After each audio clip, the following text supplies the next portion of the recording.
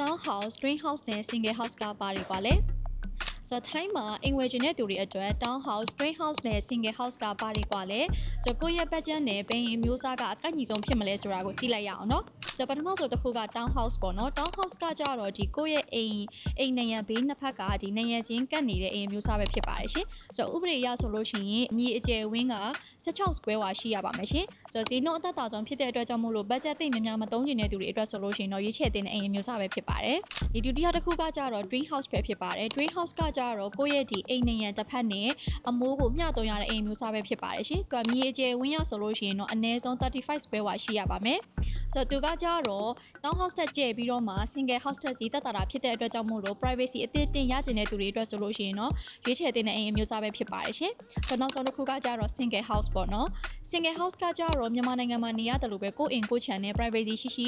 နေထိုင်နိုင်မှာပဲဖြစ်ပါတယ်ရှင်။ဒီအိမ်မျိုးစားမှာဆိုလို့ရှိရင်တော့မြေအကျယ်ဝင်းက50 square ဝါအထိရှိပါတယ်။ privacy အပြည့်အဝနဲ့ဒီပေါ့နော်ခြံဝင်းကြည်ကြဲနဲ့မိသားစုများတဲ့သူတွေဆိုလို့ရှိရင်တော့ဒီ